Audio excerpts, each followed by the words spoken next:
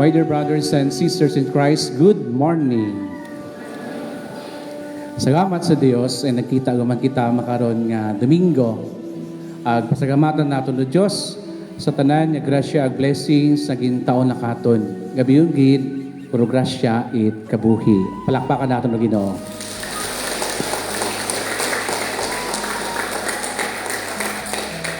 Mga ibanghod, makaron nga Domingo ay kita nag-celebrate it Saint John Marie Vianney Sunday. Sino si Saint John Marie Vianney? Himaw ka, isa ra ka pari. Himaw ra pari nga simple sa Ars, France. Bangon saan nakasimple, intuman na suno sa ginapaabot Ginoo sa anang pagkapari. Ang iba mga imanghon naging santo. Ang ulihigin canonized bilang santo, ang imawra naging patron saint itanan nga mga pari gabigon gid o aton nga mga parish priest. Ngani dayang Domingo ay parish priest Sunday.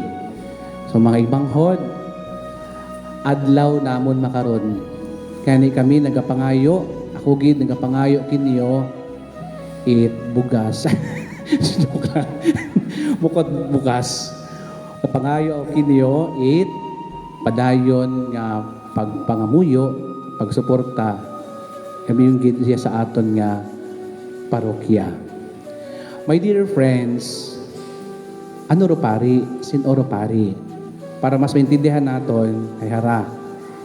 Ro pari ay ginbuol, ginpili sa komunidad, ginporma sa seminaryo, ginordinahan ag ibalik sa komunidad. Do you know definition ni Saint John Paul II? Rupari. Rupari, ginpili sa komunidad, ginporma sa seminaryo, ginordinahan ang ibalik sa pagserbisyo sa katauhan it Diyos. Ngani mga igmanghod, rupari, pabaliktaron, patuwaron, ano pa una, rupari ay tawo man gihapon. Okay? Pero pinagkaiba kamon, we are ordained. Okay? Rupari gid lang ro maka-celebrate it mga sakramento. Kabiyon gid ro sakramento it Eucharistia. Kuno wa it pari, uwa it Eucharistia. Uwa it misa. Kung wa it misa, wa man do pagkapari. Kung wa do pari, wa man it misa. So mga igbanghod,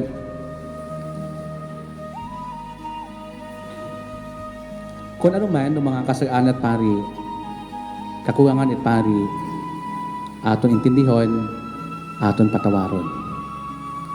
Ngani makaron nga adlaw, ako kinyo nagapangayo na pangamuyuan naton ng mga pari sa bilog na kalibutan.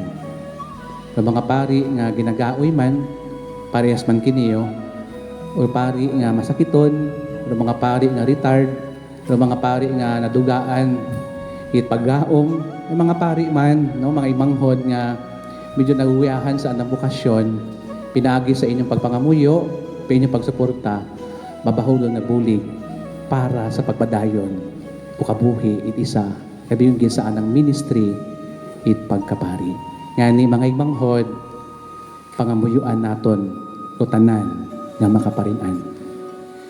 Bakaron nga Domingo, hay ka 18 nga Domingo sa ordinaryo nga panahon. Kung last Sunday, kung tandaan naton, si Jesus ay nagpakaon it 5,000 nga mga lalaki, uwat gabot ro mga babayi at mga inunga, pinagi sa 5 kabilog nga tinapay, kag 2 bilog nga isda. Rutanan ay nagkagabusog, ag may sobra pa. Mga ibanghod, makaron, atong santo sa Ebanghelyo ay continuation. Pagkatapos niya nagpakaon si Jesus, agroana mga disipulo ay nagtabok o sa linaw it Galilea. Ang makaroon ng gospel, the next day, ro mga tao hay ginusoy nanda si Jesus. Ginusoy nanda, haman, kay nagutom guman sanda. Yani, ginausoy nanda si Jesus, kay gasayod sanda nga, makaprovide gihapon si Jesus it pagkaon. Ngani hamba ni Jesus, pagkakita nanda kay Jesus, hamba ni Jesus kanda, sayod ko nga bukon, nag-agto ka mo iya, ang nagsunod ka mo kakon, bukod asap milagro nga ako ning perform. Kundi, kamo ay ginagutom guman.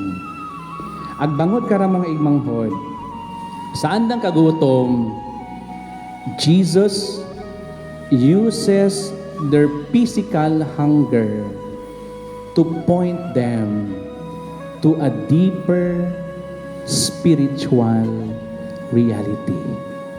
My dear brothers and sisters in Christ, tanan kita ay may pagkagutom. Sino ang bikato na ginagutom? Tanan kita. At mga ibanghod, we continually have cravings nga gusto naton busgon, gusto naton isatisfy ro aton kagutom o ko aton kauhaw. Yes,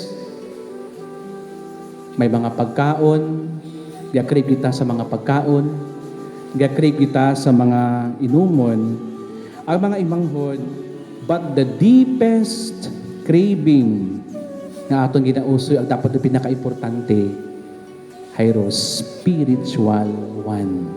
Pag ano ron? Anay Diyos. Anay Diyos. Pero problema galing mga igmanghod, kalimitan, ginabusog naton o ginapasatisfy naton ro aton kaugalingon sa iba nga mga bagay nga hindi katon makasatisfy. Ano ambi ron? Example, ano rin inyong mga gusto at paborito nga mga pagkaon? Gaagto kita sa mga restaurant nga mga manmahagon ay ga-crave kita dayang pagkaon. Gaagto kita, gausi kita mga inumon nga aton gusto. Kaya ga-crave kita dayang inumon. Pero mga igmanghod, makaron nagahambal si Jesus. Hamba ni Jesus, do not work for food that perishes, but for the food that endures for eternal life. Ang anong klase ng pagkaon mga igmanghod nga itao katon ni Jesus?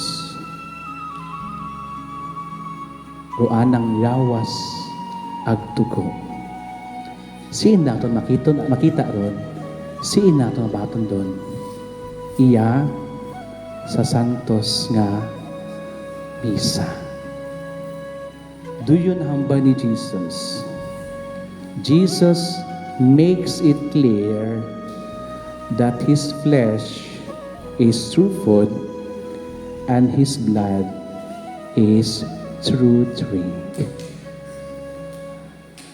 Ang akon lawas, among matuod niya pagkaon, ang akon dugo, among matuod nga ilimnon. Yes, mga igmanghod, sa pagkaon naton, kugawas, sa pag-inom ko dugo ni Jesus, abato naton, do kabuhi, nga uwa, it katapusan. Sa pagkabati kara mga igmanghod, it mga nagasunod kay Jesus. Riba na confuse. Riba, mabudlay, matunon, dudayang teaching ni Jesus. Paano? Nagapromote baga si Jesus it cannibalism? Nga roan ang gawas, imo matuod nga pagkaon. Ang roan ang dugo, imo matuod nga ilimnon. Mga ibanghod, bukod doon butang bago ni Jesus. Kung tandaan yung mga imanghod, sa adlaw nga ginhagad ni Jesus, doan ang gawas at dugo, una sa krus. Pinaagi sa anang kamatayon, kita gintubos, sa saya agamatayon. Pinaagi sa pagabanhaw ni Jesus, kita man nakabaton kugabuhi nga uwa it katapusan. Yes, mga imanghod, agduyon aton ginahimo sa kada misa. Iya. Kung tan-awon naton mga imanghod, iya sa misa. Makita gihapon ninyo ro ostya. Ostya man lang gihapon doon. Bino man lang gihapon doon. Kung gamito naton no aton physical eyes, ostya man lang gihapon doon, bino man lang gihapon doon. Pero kung gamiton naton no atong eyes of faith, after consecration, nga tawag nga transubstantiation, nga duyon nga ron nga ostya, duyon nga ron nga bino, imawro matuod nga gawas ag dugo ni Jesus. Mga ibanghod, uwara na intindihan it mga tawo nga nagasunod kay Jesus. Ngani, ro iba, nagpanaw lang sanda. Ro iba, nagpangayo lang sanda. Kay hindi nanda maintindihan ro teaching ni Jesus. So nangutan naman si Jesus, saan na mga disipulo, hay kamo man, mapano man ba kamo? Bayaan man ninyo ako, kay hindi nyo maintindihan. Naghambal si Pedro, hindi, Ginoo. Gapati kami nga ikaw ay bugtong nga unga it Diyos. Gapati kami nga matuod, ikaw ro matuod nga kalanon, ikaw ro matuod nga ilimnon. Gani mga ibanghod, daya man no pangutana katon. Until now,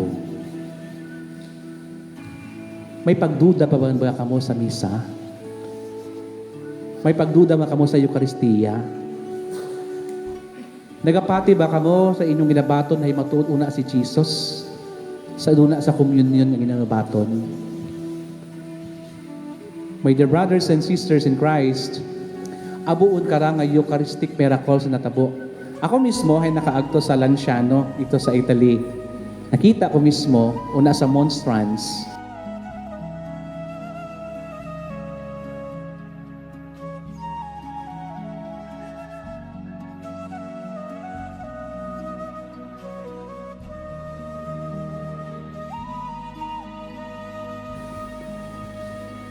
my dear brothers and sisters in Christ, abuon ka nga Eucharistic miracle. May una mang ostya nga may dugo. Misteryo mga imanghod, pero gahambal si Jesus. Do kinahanganon, do atong faith, magtuo kita na matuod na tuyon, ro matuod na kalanon, ag ro matuod na ilimnon.